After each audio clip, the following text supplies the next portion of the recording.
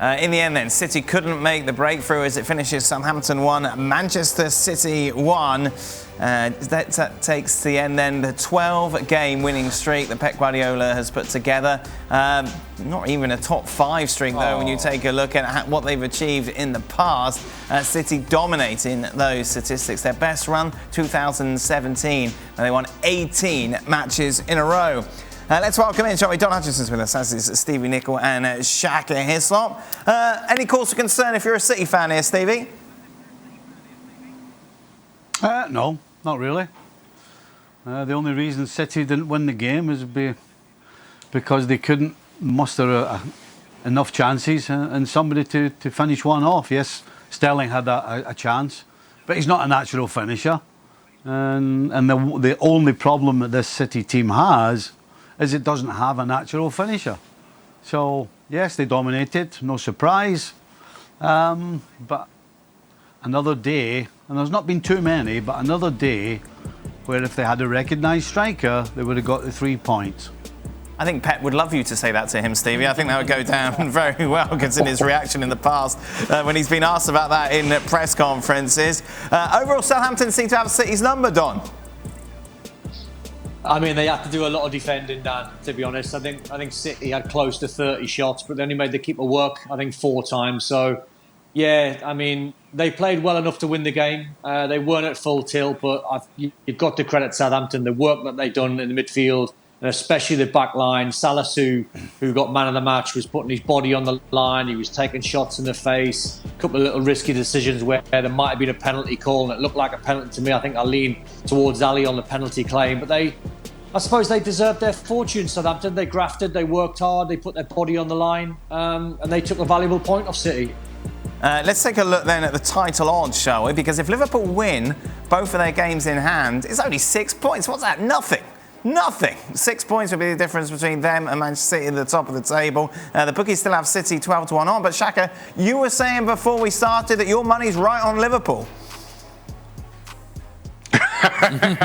yeah, okay. I'll put your money in Liverpool if you want me to. Listen, this is still City's title to lose, of course, and we are kind of hoping for a title race on the back of City dropping 2 points against what I thought was a very good Southampton display. Listen, if you're City, it is what it is. You drop 2 points, but that's 2 points in the last 13 games. That's no reason to panic, no reason for the bookies to change anything. It gives Liverpool a little bit of optimism, but that's about it. Are we saying there's a chance, Stevie?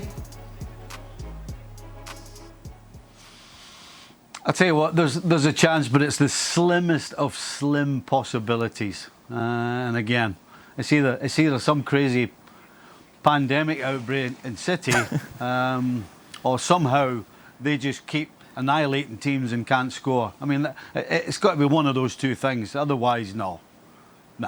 Let's do it. Percentage, Don. Oh no! Well, it's larger than slim. Oh, and I'm hoping that obviously Liverpool win their 2 games in hand and beat Man City and claw it all the way back to 3. So I think it's still on.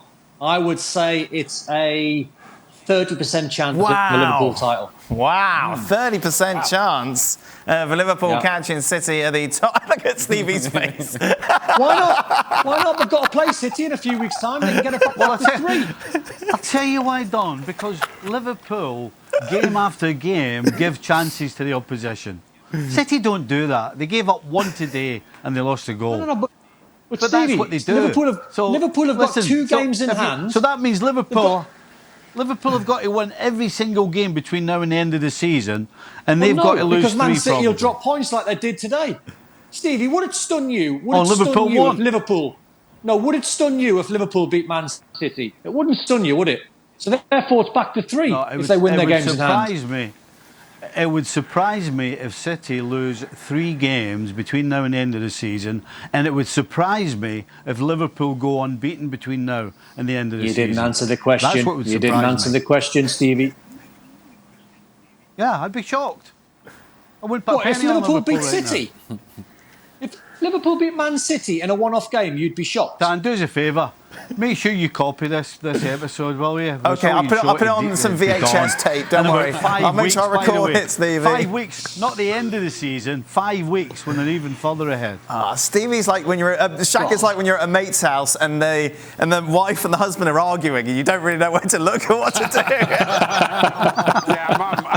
I'm just leaving it to the two of them. Listen, I don't know what to make of it. Listen, I understand Don's optimism, but to Stevie's point, City just dropped two points in out of the last 39, and now we're going to expect them to drop 6 in the next 17 games or 18, whatever it is left. I just don't see it happening.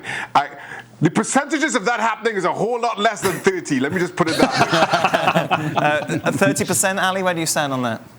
Look, I am never going to agree with percentages that are put forth by Don. So just by default, I'm going lower than 30%. Well, thank you very much for watching ESPN FC on YouTube. For more sports highlights and analysis, be sure to download the ESPN app. And for live streaming, premium content, and of course, ESPN FC 7 days a week, subscribe to ESPN+.